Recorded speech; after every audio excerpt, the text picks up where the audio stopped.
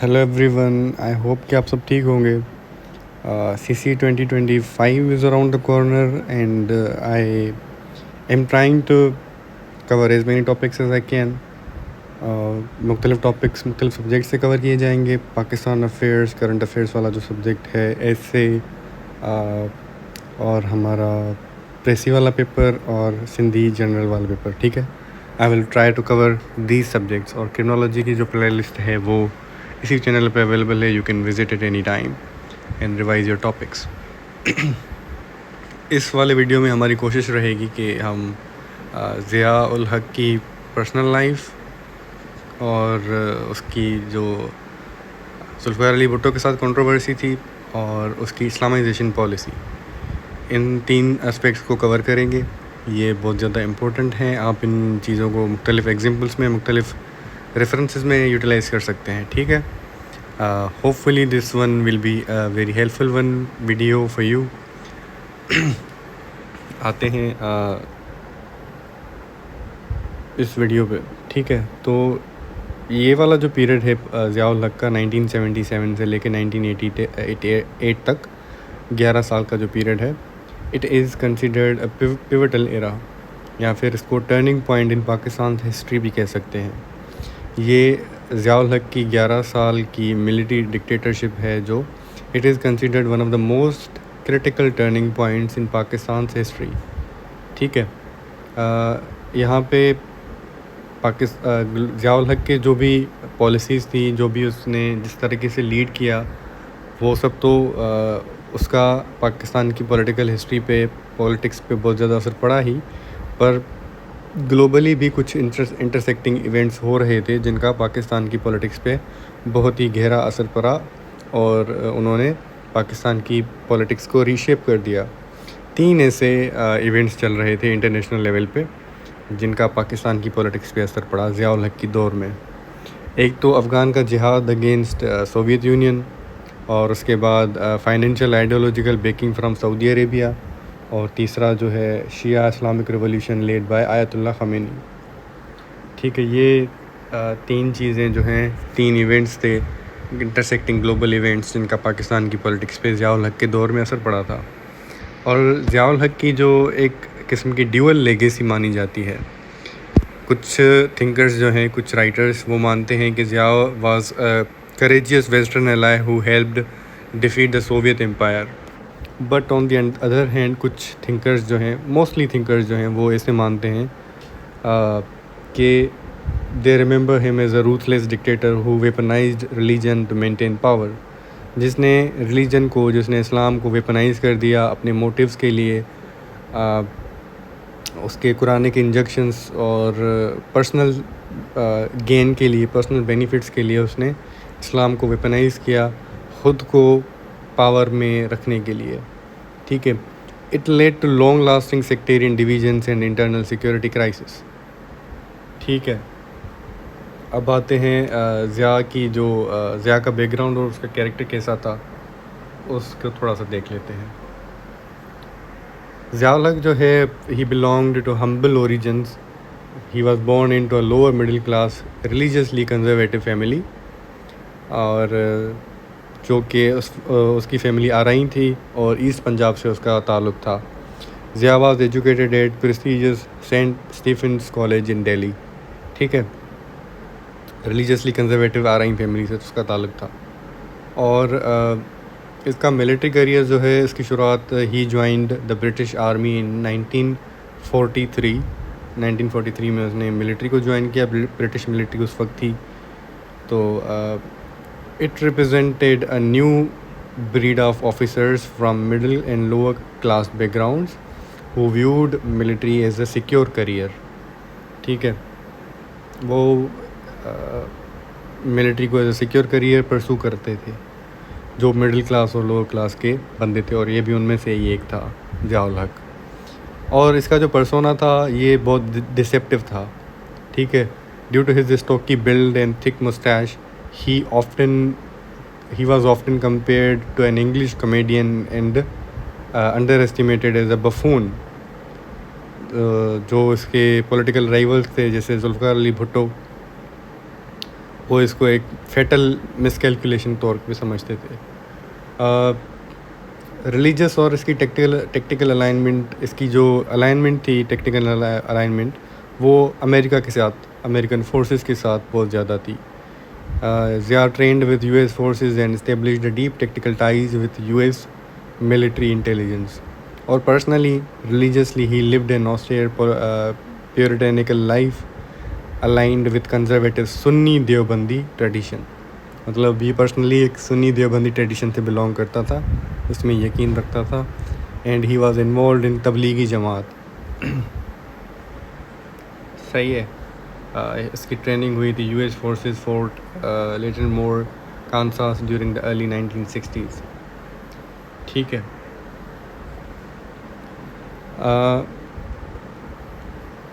یہ اس کے بارے میں جو انفارمیشن بتائی کہ he was coming from a Deobandi tradition, اور اسلامک ریفارم اور جو ریوائول موومنٹ تھی تبلیغی جماعت سے موٹیویٹڈ تھی.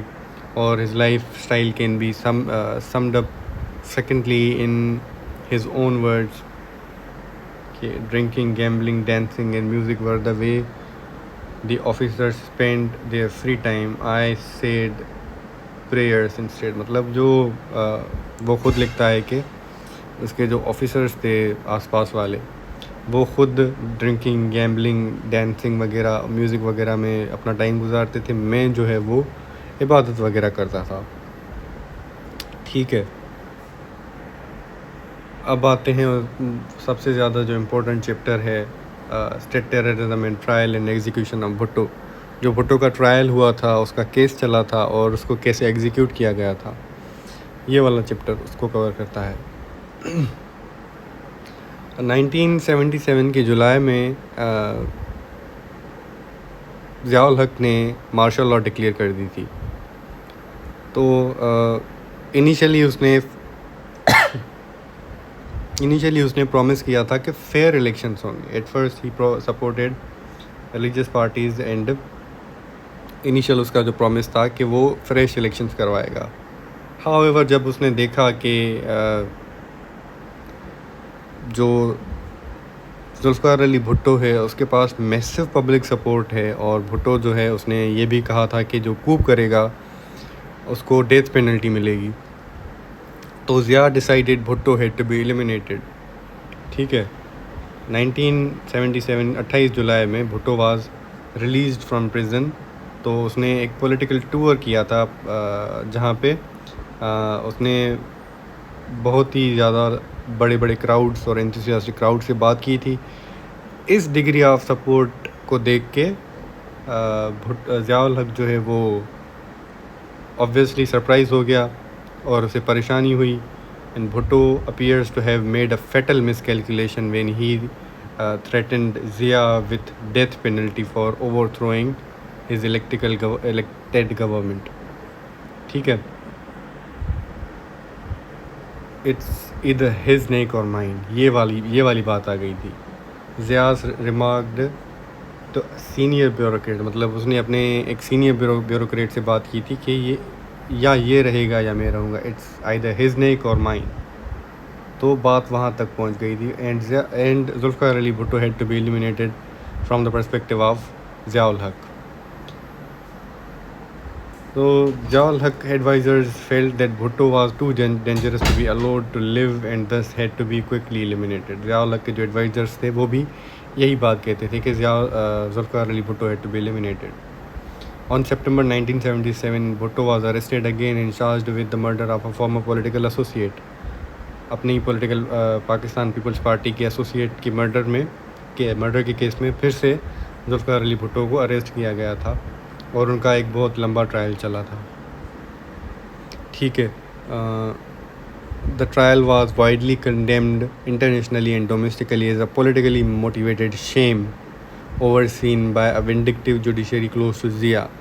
اس وقت جو جوڈیشری تھی، عدلیہ تھی، وہ بھی ضیاء الحق کے ہاتھ میں تھی، تو اوبویسلی اس کے ہی فیور میں بات جانی تھی.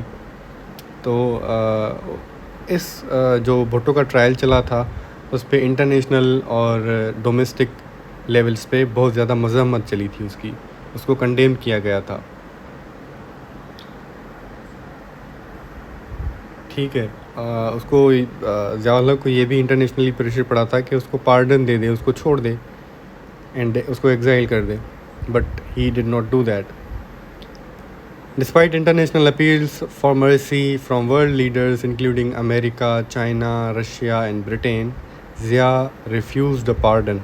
اس نے معافی نامہ مطلب اس نے معافی نہیں دی, کیونکہ پریزیڈنٹ کے پاس یہ پاور ہوتی ہے کہ وہ کسی بھی کرمنل کو, کسی بھی گلٹی انسان کو, جس کو ڈیتھ سینٹینس ہو, جس کو لائف امپرزنمنٹ ہو, تو اسے پارڈن دے سکتا ہے. But Zia refused the pardon.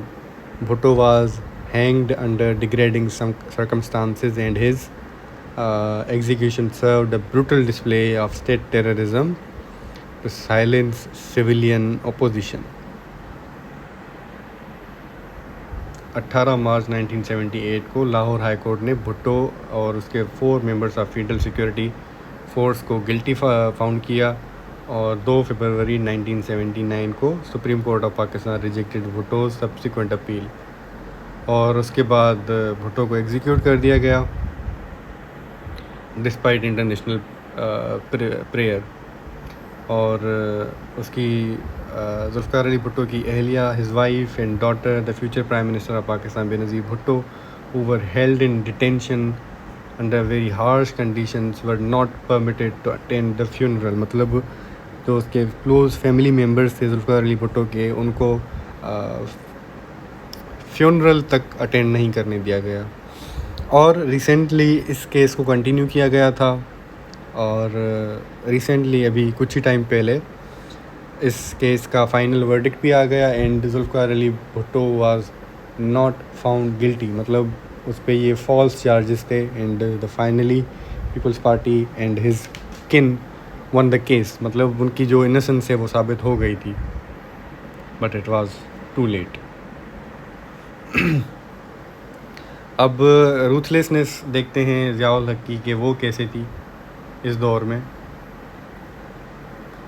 بات اصل یہ ہے کہ اس دور میں اس فیصلے کی وجہ سے ضیاء الحق کو کرٹیسائز کیا گیا تھا بائی کرٹکس, اور صحافی تھے جو اس کے جو پولیٹیکل رائیولز تھے, اور ان کو جو بھی ضیاء الحق کو ان میں سے کرٹیسائز کرتا تھا ان کو امپریزن کیا جاتا تھا, ان کو ٹورچر کیا جاتا تھا, ان کو پبلکلی فلاگ کیا جاتا تھا. مطلب ان کو کوڑے مارے جاتے تھے publicly, because he was not he was not susceptible to criticism. اس کو کرٹیسزم پسند نہیں آتی تھی. کوئی بھی اس کے خلاف آواز اٹھائے تو وہ اسے سپریس کرنے کی کوشش کرتا تھا ضیاء الحق. ٹھیک ہے, تو اس کے جو بھی پولیٹیکل رائیولز تھے, سول رائٹس کے جو ورکرز تھے, انہوں نے اس کے ایگزیکیوشن کو کرٹیسائز کیا, انجسٹ کہا, اور جو ضیاء الحق کے he instead imprisoned them, he tortured them and publicly flogged them. ٹھیک ہے. اس کے بعد آتی ہے ہماری ضیاء اینڈ اسلامائزیشن. ٹھیک ہے, تو جیسے ہی اس نے اپنا یہ چیپٹر کلوز کر لیا ذوالفقار علی بھٹو والا, اس نے اپنی اسلامائزیشن پالیسی پہ کام کرنا شروع کر دیا, کیونکہ اسے پبلک سپورٹ چاہیے تھی, اسے اپنے ٹرم کو لیجیٹیمائز کرنا تھا, اور اپنے جو پرنسپلز تھے ان کو دوسروں کے اوپر بھی امپوز کرنا تھا. So Zia initiated state sponsored campaign in February 1979 to transform Pakistan into a Sunni Sharia governed state. Pakistan کو وہ سنی شریعہ گورنڈ اسٹیٹ میں ٹرانسفارم کرنا چاہتے تھے, using religion to legitimize his dictatorship and avoid holding elections. وہ elections نہیں کروانا چاہتے تھے, اور اپنی جو ڈکٹیٹرشپ تھی اس کو لیجیٹیمائز کرنا چاہتے تھے بائی یوزنگ ریلیجن. صحیح ہے. اب یہ سب اچیو کرنے کے لیے اس نے کیا کیا؟ پرائمریلی اس نے لیگل اور جوڈیشل چینجز کیے. He introduced several Hudood ordinances, جس میں کافی سارے ڈریکونین پنشمنٹس تھی, جیسے public flogging and stoning to death. اب اس کے جو لاز بنے تھے حدود آرڈیننسز کے فارم میں بنے تھے, اور ان میں جو بھی کلپریٹ ہوتا تھا ان کو پبلک فلوگنگ اور مطلب پبلکلی ان کو کوڑے مارے جاتے تھے اور ان کو سنسار کیا جاتا تھا. سنسار کا مطلب ہوتا ہے ان کو پتھر مار کے ان کو مارا جاتا تھا. تب تک پتھر مارو جب تک ان کی ڈیتھ نہ ہو جائے. ٹھیک ہے. اور فیڈرل شریعت کوڈ بنائی گئی تھی ایک to ensure the laws aligned with Islam. اور سب سے زیادہ ریسٹرکشن اور سپریشن ہوئی تھی عورتوں کے حقوق کی. فار ایگزامپل جو ریپ وکٹمس تھی عورتیں, دیور مطلب اگر کسی عورت کے ساتھ خدا نخواستہ ریپ ہو جاتا تو وہ اپنے کمپلین کرنے پولیس کے پاس جاتی اور وہ اپنی انوسنٹ ثابت نہیں کر پاتی تو اس کو خود جیل میں جانا پڑتا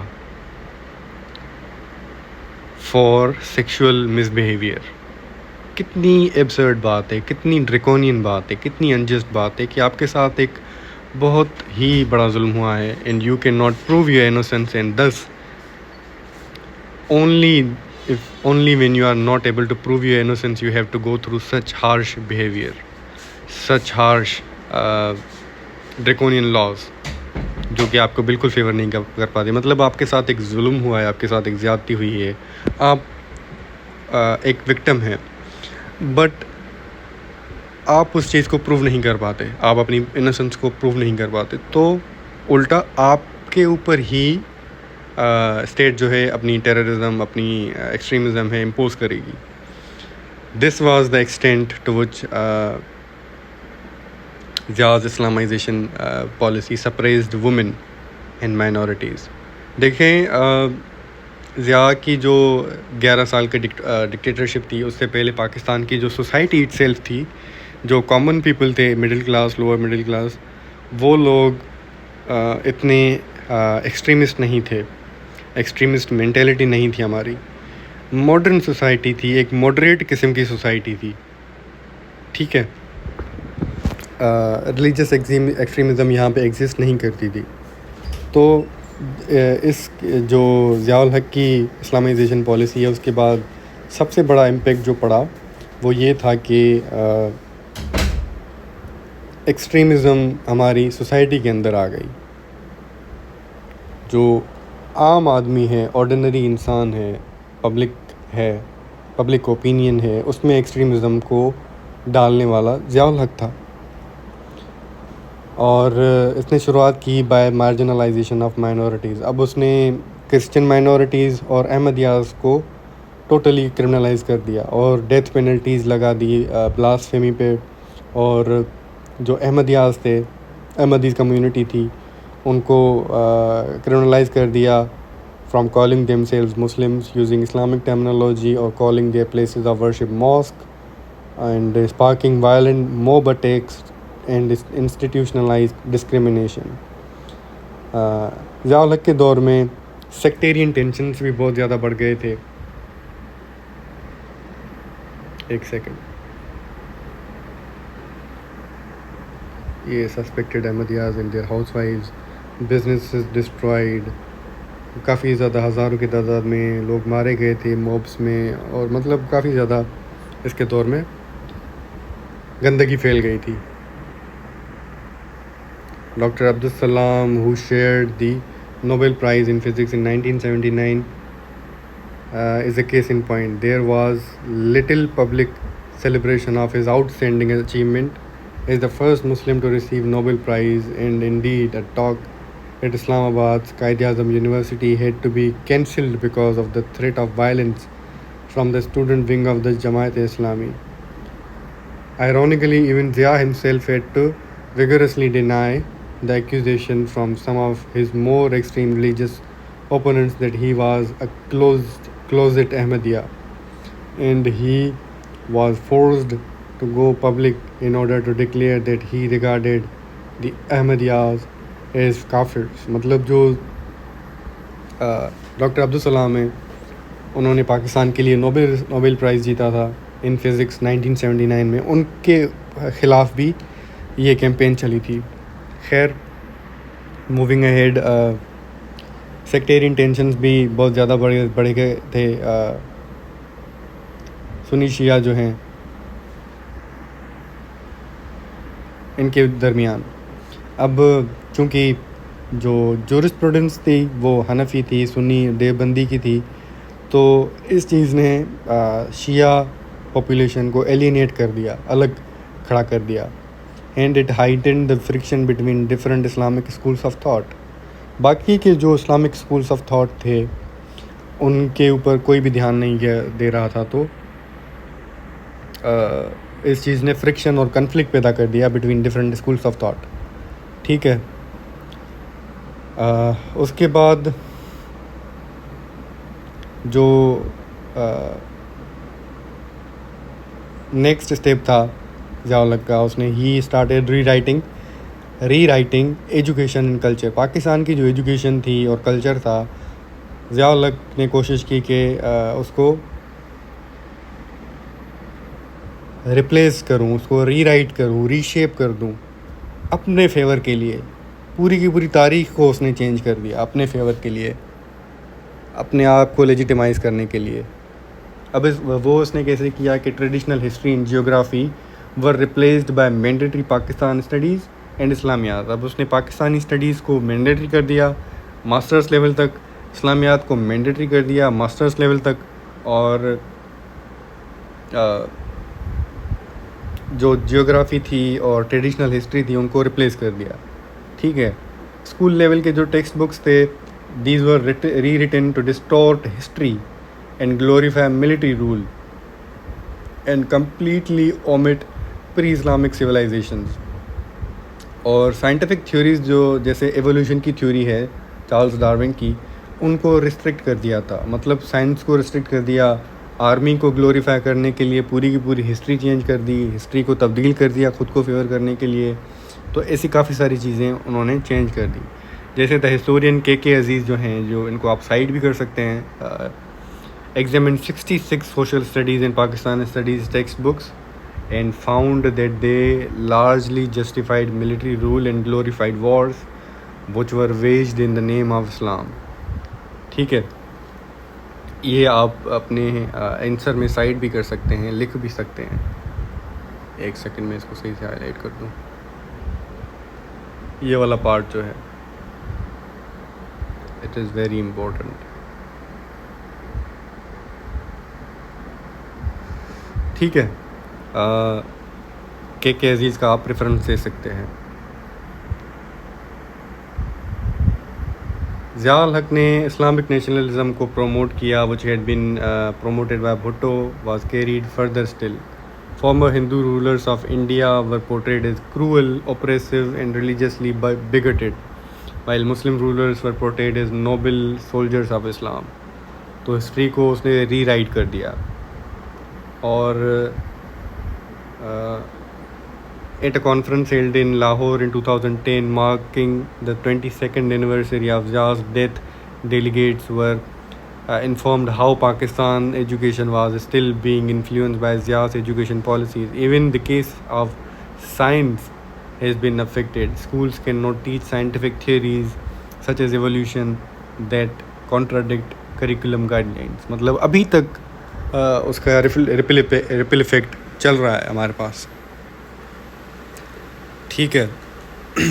اب دوسری بات اس نے کیا کیا, اس نے مدرساز کو آگے بڑھایا, مدرسہ کلچر کو,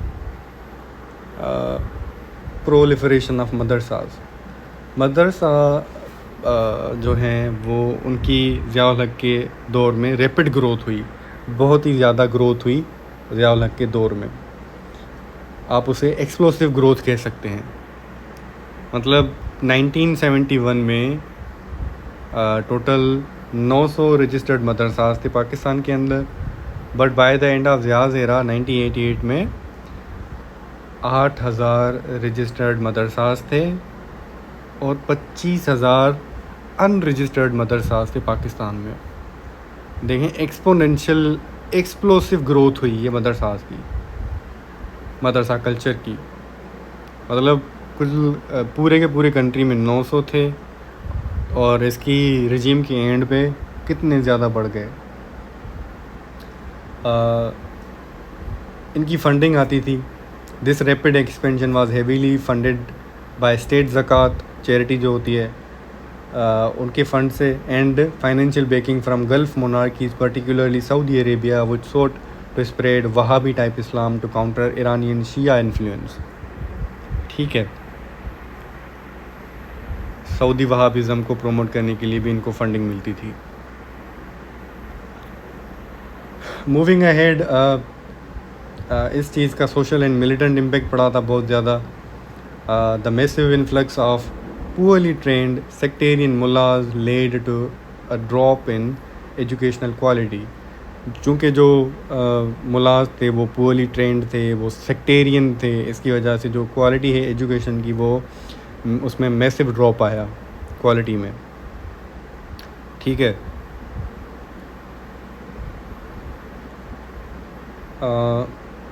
it created a large population of religiously inclined, militant, unemployed and frustrated youth. اب اس دور میں جب مدرسات بڑھ رہے تھے تو اس چیز نے ایک نئی یوتھ بنائی.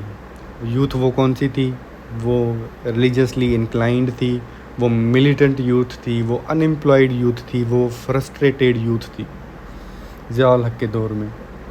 During the Soviet Afghan war, madrasas near the border actively indoctrinated students for armed jihad, creating a militant culture the state eventually lost control over. اب جو بارڈرز کے قریب مدرساز تھے, افغانستان پاکستان کے بارڈر کے قریب جو مدرساز اسٹیبلش کیے گئے تھے, وہاں پہ اسٹوڈنٹس کو جہاد کے لیے انڈوکٹرینیٹ کیا جا رہا تھا. وہاں پہ ان کے ذہنوں کے ساتھ کھیلا جا رہا تھا. ان کو ایک نئی یوتھ تیار کی جا رہی تھی جو آرمڈ جہاد کے لیے تیار کی جا رہی تھی. ایونچولی ان کا مائنڈ سیٹ ایسا بن گیا جو اسٹیٹ خود ان پہ کنٹرول نہیں کر پائی. مطلب وہ اسٹیٹ کے کنٹرول سے ہی باہر چلے گئے. جو نئی یوتھ بنی تھی, فرسٹریٹیڈ اور انمپلائڈ یوتھ بنی تھی. ٹھیک ہے, اس نے وہ جو ہے ضیاء الحق وہ یہیں تک نہیں رکا, but he also militarized the Islamized the military, Islamization of the military. اس نے ملٹری میں بھی اسلام اپنی طرف سے اپنے موٹیوز کے لیے انٹروڈیوس کروا دیا. For example soldiers of Islam, Zia shifted the military from a secular organization modeled on the British tradition into an explicit defender of Islam. Until Zia came to power, the primary role of military had been to protect Pakistan's border and maintain internal security. But under Zia, it also became a staunch defender of Islam. Previously, the military had followed the traditions of British Indian Army in being a secular organization. صحیح ہے, but جب وہ آیا تو اس نے پورا کا پورا اسٹرکچر چینج کر دیا.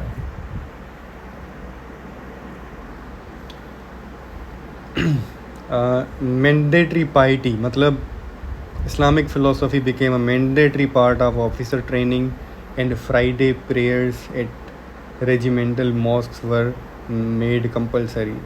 مطلب جمعہ کی نماز اس میں ریجیمنٹس میں پڑھی جانی کمپلسری بنائی گئی. Promotions were directly tied to demonstrated piety, effectively blocking non-pious or non-Muslim officers. So non-Muslim officers تھے, ان کو کوئی بھی فیور, کوئی بھی پروموشن نہیں ملتے تھے.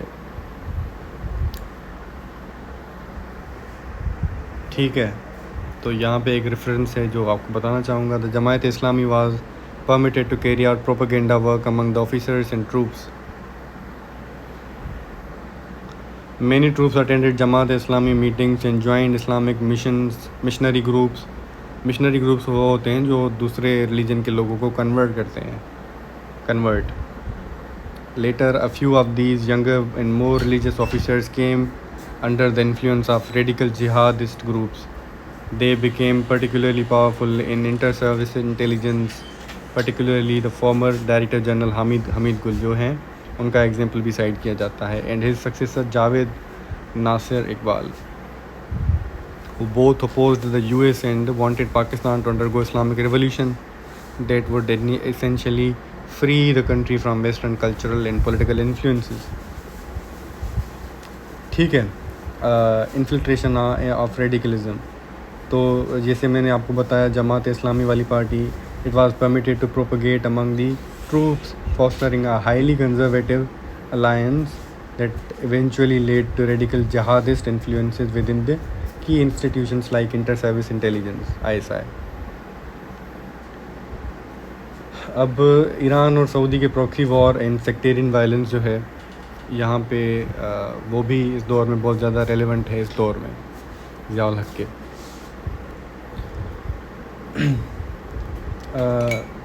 before 1980s overt sectarian violence between Sunnis and Shias in Pakistan was rare.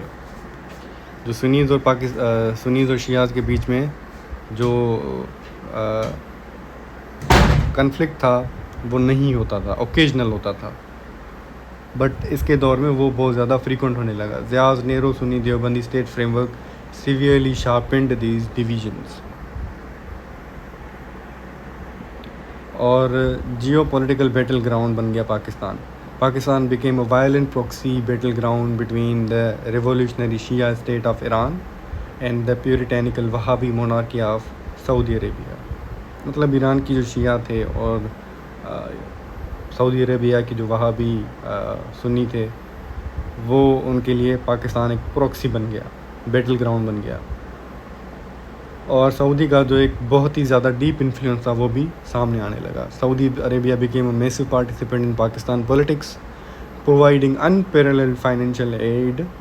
In return, Pakistan provided military expertise. Saudi funds flowed heavily into radical Sunni and Wahhabi-aligned groups to explicitly counter Iranian influence, embedding a highly intolerant anti-Shia strain of extremism into fabric of this country. صحیح ہے. During the 1970s and 1980s, 15,000 Pakistani troops were stationed in Saudi Arabia to protect the monarchy. دیکھیں یہ مطلب اتنی زیادہ strong ties تھے.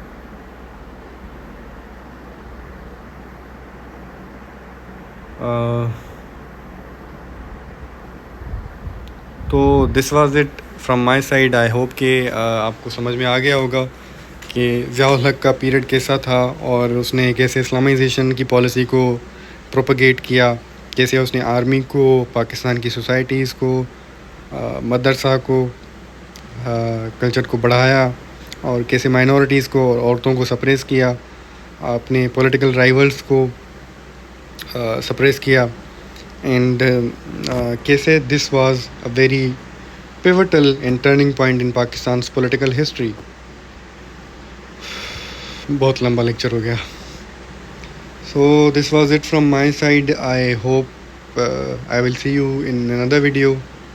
If you have any queries about CC 2025 or about this topic, so you can drop your queries in the comment section below. I will try to address them as soon as possible. Take care. Allah Hafiz.